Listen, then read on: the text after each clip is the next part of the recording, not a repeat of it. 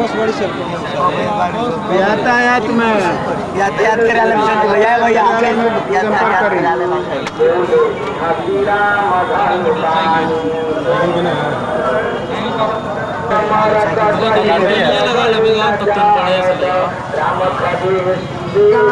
शर्मा जी आओ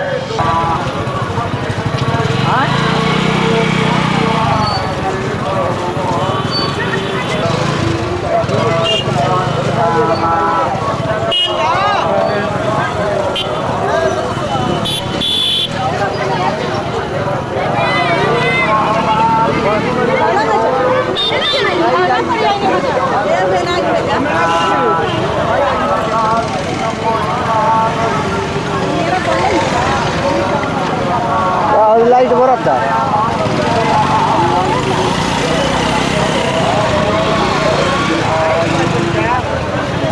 लाइट बरता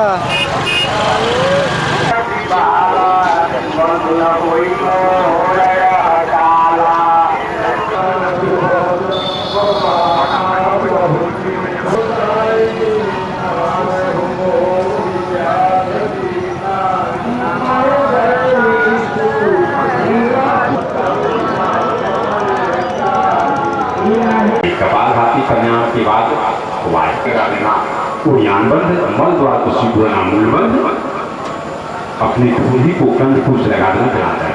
आइए आप भी करें।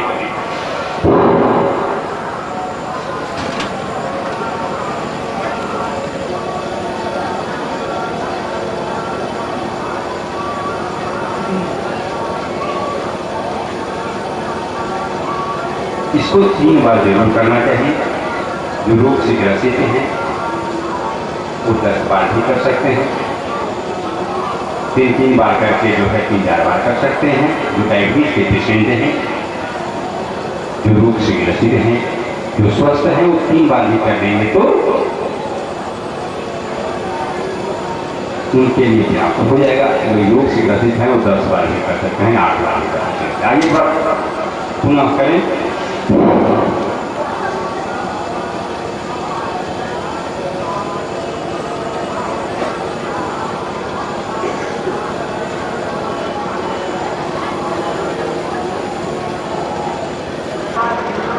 ठीक है।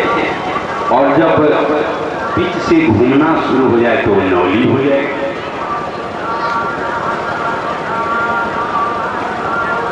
जब अग्नि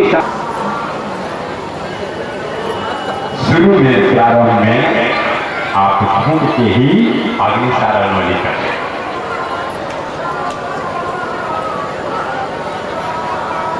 प्रारंभ में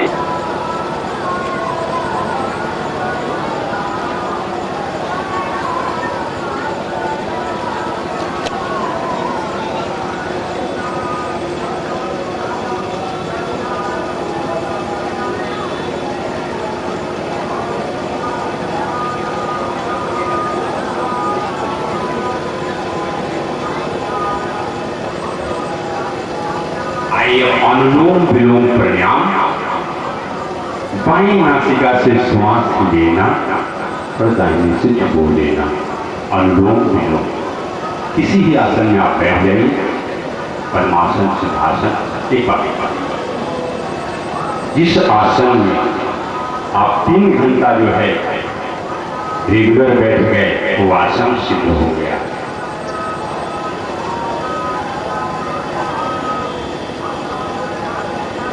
लेकिन प्रारंभ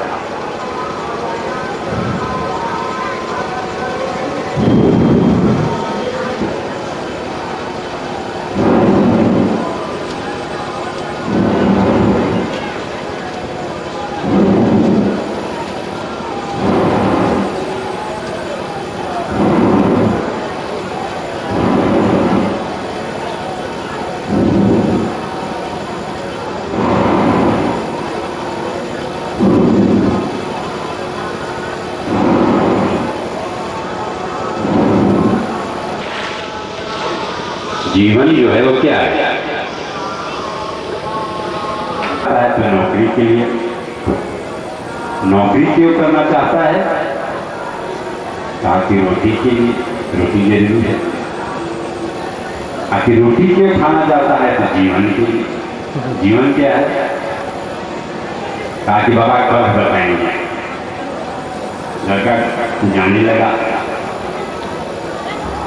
कुछ लड़के खेल करके जो है वापस लौट रहे थे। वो पूछा कि भैया जीवन क्या है, बताइए ना, कल बताना है। तो लड़के लोग कहे कि खेलो कूदो मौजू आओ, यही जीवन है। बच्चे लोग खेल मस्ती रखते हैं, उन्हें लगता है कि यही जीवन है, यही मौज, खेलो कूदो मौज आओ। लड़का संतुष्ट नहीं था, आगे बढ़ा,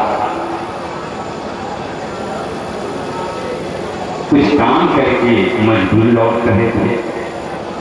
आप लोग प्राणायाम करते रहे, सुनते भी रहे। वो बालक पूछा कि भैया जीवन क्या है? मजदूर लोग कहते कमाओ खाओ मौज उड़ाओ, कमाना है खाना। गरीब यही कहता है दिन भर जो है कमाता है, जो मिलता है शाम के खाकर सो जाता है, पुनः सुबह उसे काम करने की चिंता रहती है। लड़का संतुष्ट नहीं हुआ, आगे बढ़ा।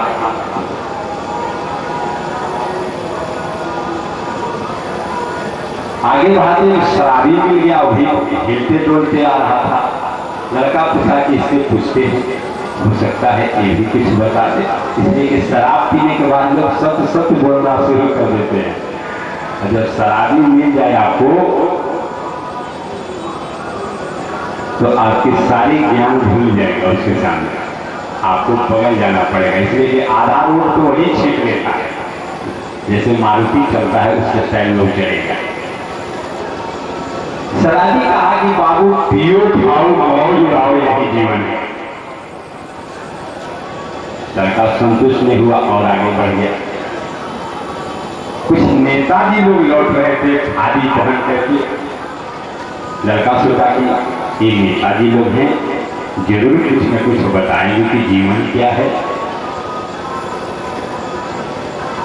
नेता से बच्चा पूछा कि नेताजी जीवन क्या है? नेताजी कहे कि लूटो खाओ मौज उड़ाओ। जैसे आज घोटाले पे घोटाला, पहले के नेता जो थे वो देश के लिए मरते थे, और आज के जो नेता है वो देश को लूटने के लिए मर रहे हैं।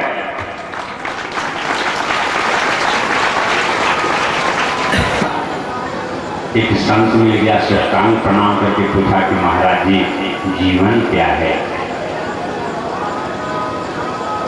संत जी ने बताया कि जीवन एक संकल्प है, जीवन एक लक्ष्य है। जिसका जीवन में संकल्प नहीं है, जिसका जीवन में लक्ष्य नहीं है, वो जीवन अधूरा है, पशु के समान है।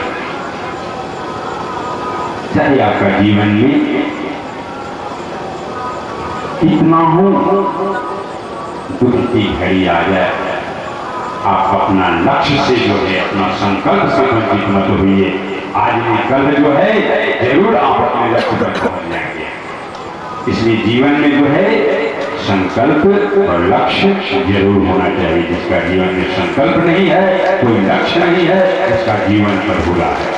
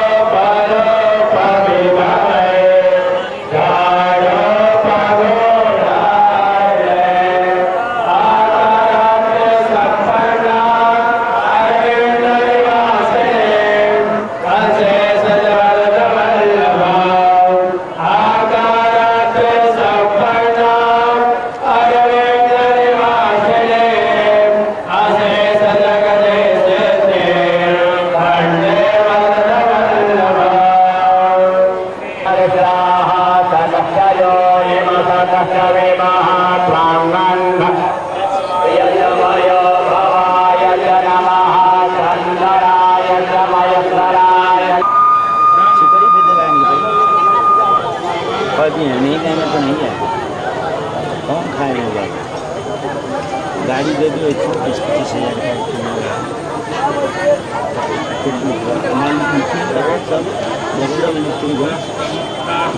तब मजबूर है कि नहीं मेरा संपत्ति है महाराज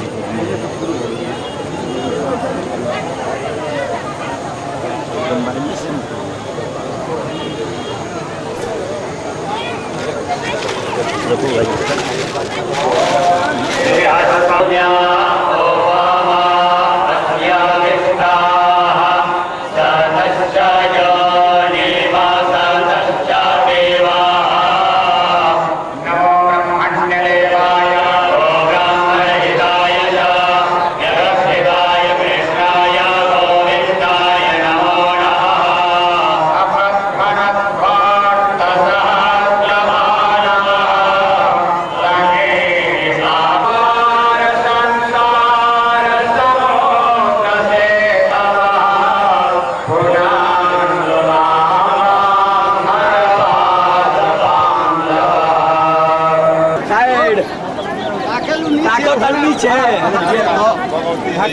अरे पीछे हटी ना, पीछे हटी। ओहो पीछे ना हटी, है ना हटी।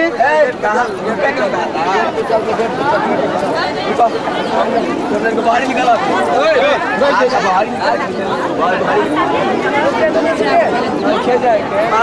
बताओ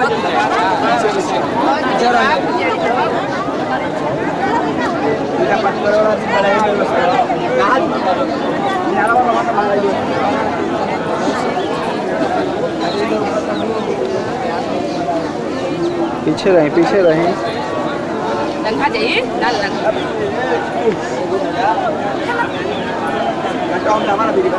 सालों को बेचता है पहले लगा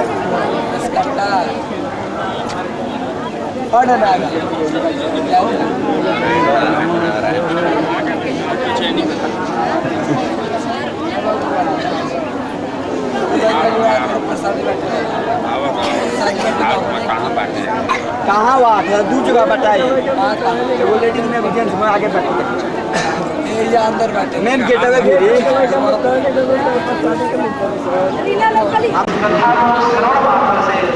हमारे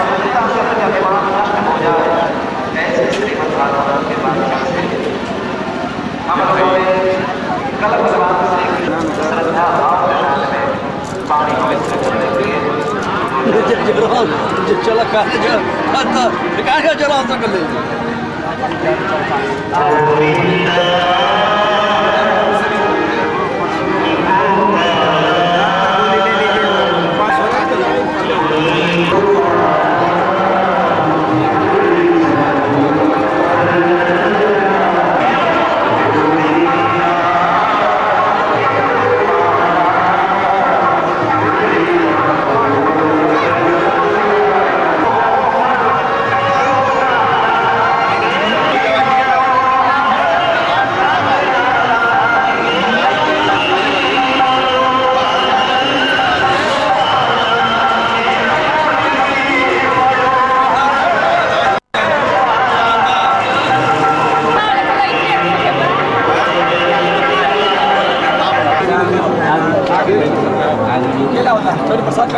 जी आओ तो सरकार चलिए आओ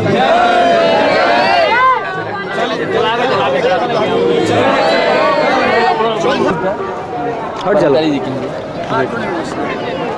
पीछे हट जा, पीछे हट जाए तो काम बा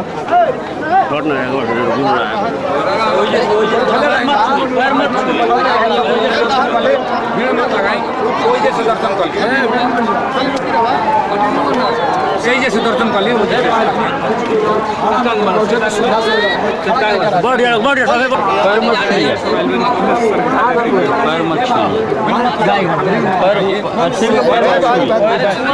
चलिए पानी पिए, चलिए भीड़ मत लगाइए, चलिए पानी भोजन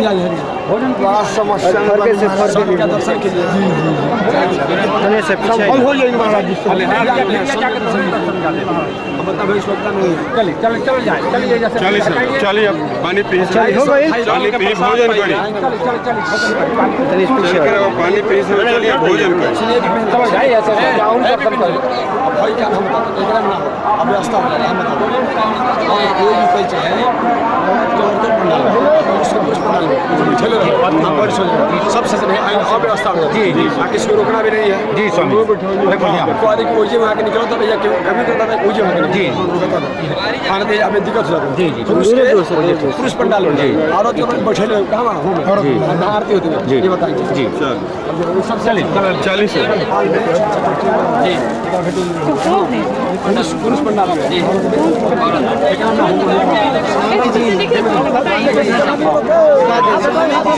आशीर्वाद दे दें, आशीर्वाद दे दें,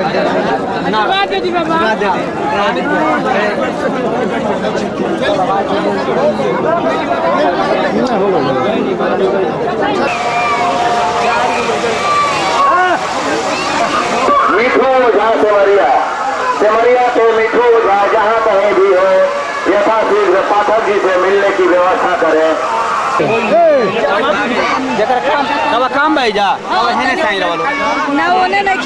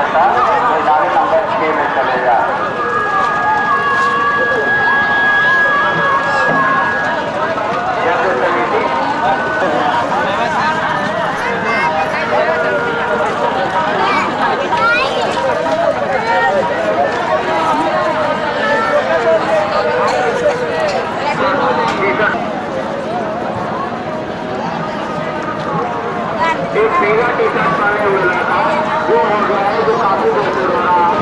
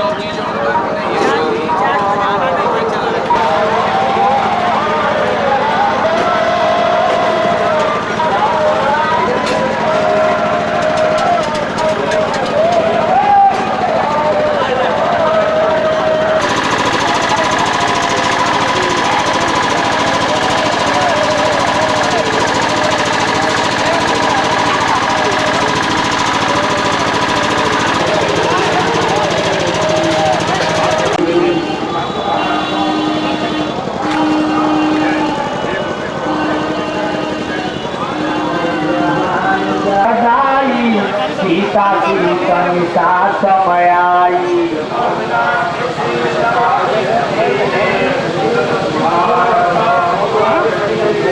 मंगल भवन या मंगलहारी जब सुदर्शन खय चिर बिहारी मीडिया कहेगा जब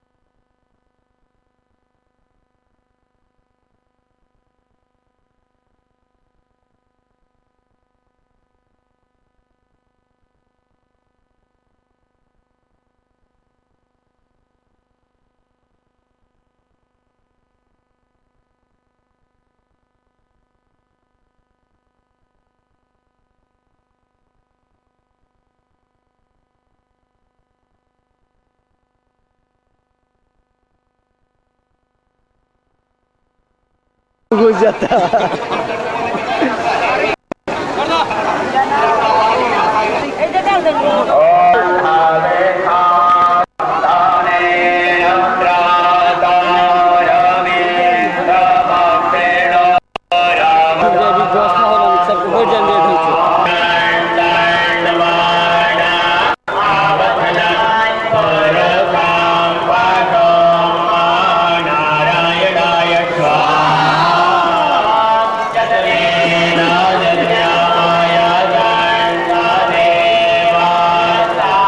नारायणाय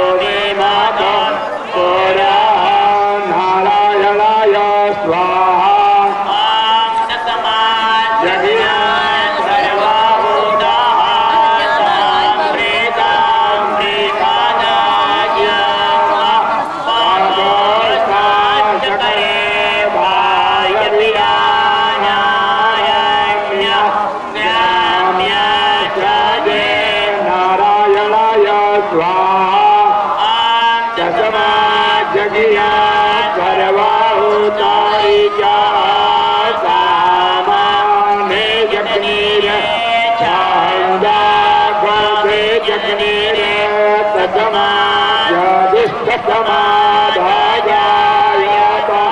नारायणाय स्वाहा ओम दशमाय सोजा पंचक्तो आदायता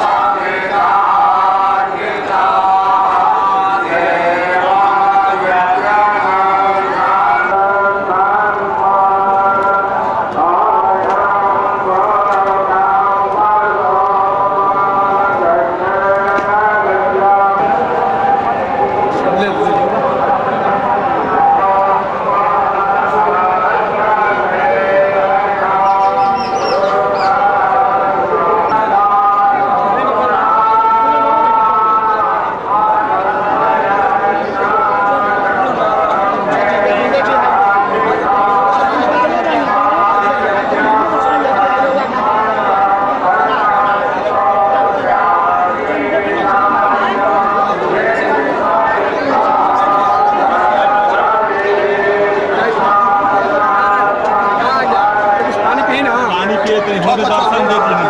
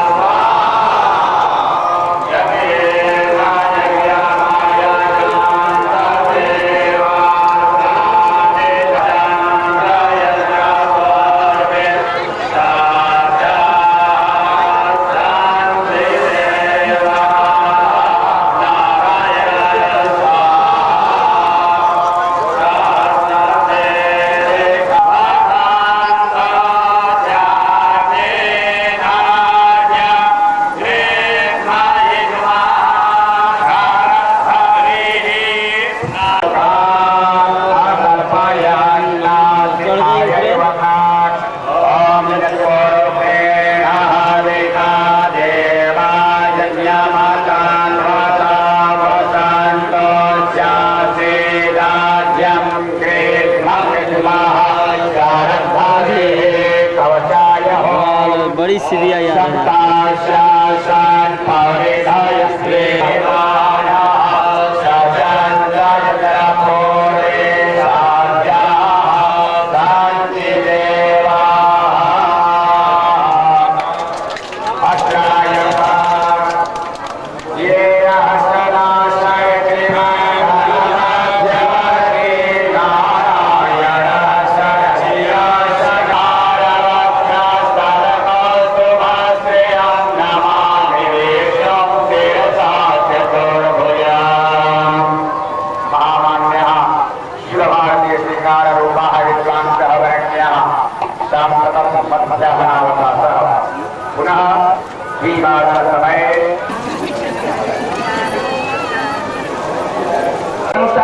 ब्राह्मण क्षत्रिय वैश्य रूपी किस मनुष्य के शरीर में रखा हूँ, यह जो जानने वाला मैं हूँ वो क्षेत्रज्ञ हूँ।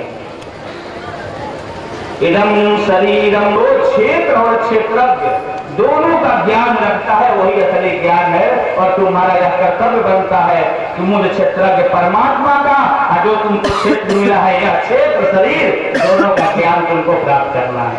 अब आप लोगों को गुत्थी समझ में आ गई होगी। अर्थात जीव का कर्तव्य है कि मुझे मानव शरीर कब, क्यों और कैसे मिला, आगे क्या होने वाला है, इसकी भी जानकारी कर ले। और जो हमको मानव का शरीर दिया है वो कौन है, उसकी भी जानकारी कर ले।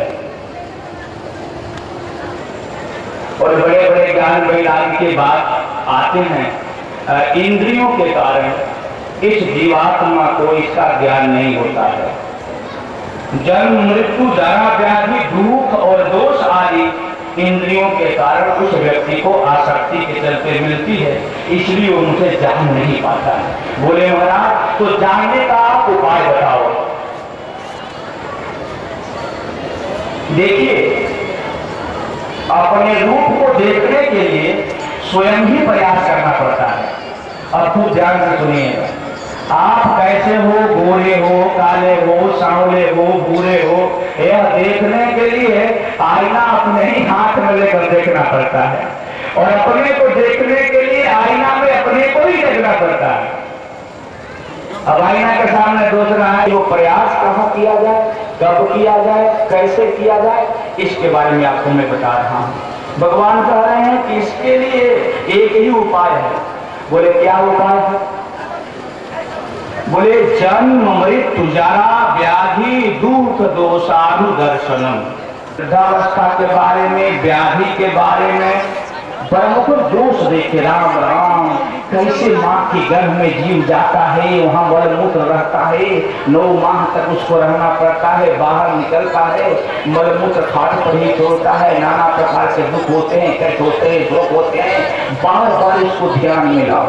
जब बार बार ध्यान में लाओगे तब तुमको मेरी तरफ आने का मार्ग प्रशस्त होगा। आपने भगवान बुद्ध को सुना होगा। भगवान बुद्ध एक बार रोगी को देखे, एक बार बूढ़े को देखे, और सही है दूसरी तरफ मूत्राशय और बीच में गर्भाशय है। डॉक्टर से पूछ लेना। और उसी गर्भाशय में हम बैठे हैं, मलाशय और मूत्राशय में बड़े बड़े दांत वाले कीड़े हैं। 5 माह का बालक हो गया, कीड़ा जब काटा उस बच्चे को, झिल्ली के भीतर उसका डंक गया, बालक इधर उधर रोने लगा भीतर माँ के घर में, तो माँ खूब खुश होती है, वाह वाह मेरा बेटा मेरे पेट में चल रहा है। बड़ा आनंद आया, उसको लगता है मेरा बेटा चल रहा है। कि बालक का जन्म हुआ, जब तक बालक नहीं रोता है घर में खुशी नहीं होती है। जब वो केहा बोला तो सब लोग खुश हो गए, वाह वाह बेटा जन्म ले लिया। अरे भाई, यहाँ दुख ही किसी के सुख का कारण है। दुख दोष आदि का जो बार बार दर्शन करेगा, इसका उसका मन मेरे में लग जाएगा, और अब व्यभिचारिणी से देखी उस धारा से उसके मन में ईर्ष्या द्वेष का प्रक्षालन हो जाएगा। तब उसका मन, उसकी बुद्धि, तब शरीर में ही मुझ परमात्मा का वो दर्शन करने लगेगा। जब उसी में मेरा दर्शन करने लगेगा तो मेरे दर्शन होने के बाद जब मैं उसको ज्ञान दे दूंगा, तब वो मुझे परमात्मा को क्षेत्र फिर क्षेत्र एवं मंत्रम ज्ञान चक्षुषा, इस प्रकार मुझ क्षेत्र के परमात्मा का, क्षेत्र मतलब संसार का, उस जीवात्मा को ज्ञान हो जाएगा। भूत प्रकृति मोक्षम जे विदुर जानते ते परम। इस प्रकार वह संसार सागर के वास्तविकता को समझ करके मुझ परमात्मा को प्राप्त कर लेता है। इसलिए तुम क्षेत्र संसार को, क्षेत्र मुझ परमात्मा को अनंत भक्ति योग से चिंता नहीं होगी। इन शब्दों के साथ उस झांकी को जो रोज आप अपने अंदर रखते हो रख लो। वही रथ वो भगवान कृष्ण अर्जुन, और फिर 2 बार प्रभु का नाम लें। फिर आगे श्रीमद् रामायण की कथा आचार्य रत्न जी से श्रवण करेंगे, और खुद बढ़िया से प्रेम से नारायण का नाम लीजिए। श्रीमन नारायण नारायण नारायण,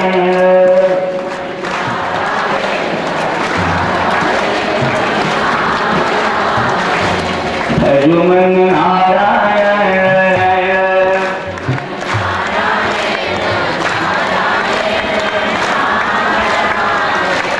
माता नारायण पिता नारायण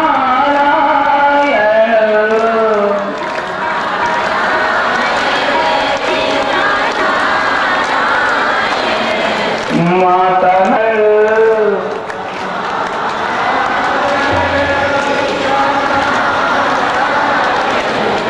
गुरुवर नारायण नारायण नारायण,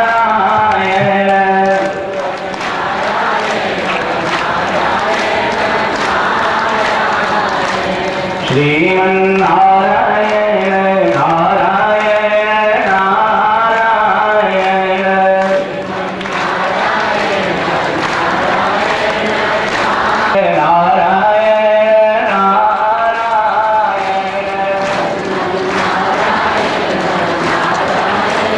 नारायण, एक बात कहो, श्री राम भी चाहते तो अयोध्या में न्याय अन्याय का प्रश्न उठा सकते थे,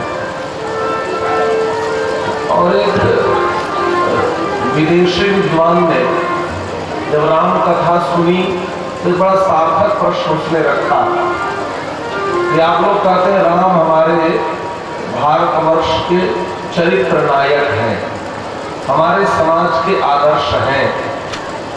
लेकिन जो राम जिनके ऊपर अयोध्या में कैकेयी के द्वारा अन्याय किया गया और चुपचाप अन्याय को सह करके और वन को चले गए, तो अन्याय करना तो अपराध है ही, लेकिन अन्याय को क्षमता होते हुए चुपचाप सहना और बड़ा अपराध है। तो राम ने अन्याय के खिलाफ आवाज क्यों नहीं उठाया? ये तो बहुत सार्थक प्रश्न है और विचारणीय प्रश्न भी है। थोड़ी गंभीरता से श्रवण करेंगे। यदि श्री राम न्याय और अन्याय का प्रश्न अयोध्या में उठाते, ठीक है बैठ जाइए यहाँ आकर के जहाँ जगह मिले, और कार्यकर्ता लोग इनको की आप लोग जो बीच में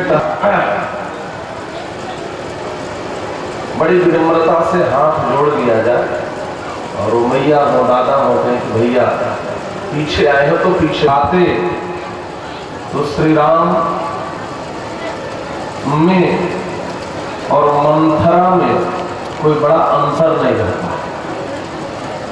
श्री राम में और कैकेयी में कोई बड़ा अंतर नहीं रहता विचारधारा में। कैसे? लोभ के विरुद्ध कभी भी लोभ का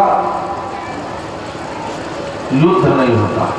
ध्यान देंगे। यदि राम कहते कि मेरे साथ अन्याय हो रहा है, मां एक बार बताओ कि मेरा अपराध क्या है, क्यों 14 वर्ष के लिए मैं बन जाऊं? पिताजी एक बार तो बता दो कि श्री राम ने अपराध क्या किया है, एक अपराध तो बता दो, क्यों मैं 14 वर्ष के लिए वन को जाऊं? यदि राम ऐसा प्रश्न उठाते तो जैसे कैकेयी और मंथरा के हृदय में लोभ है, वैसे यही बात सिद्ध होती कि राम जी के हृदय में भी राज्य सत्ता के प्रति लोभ है।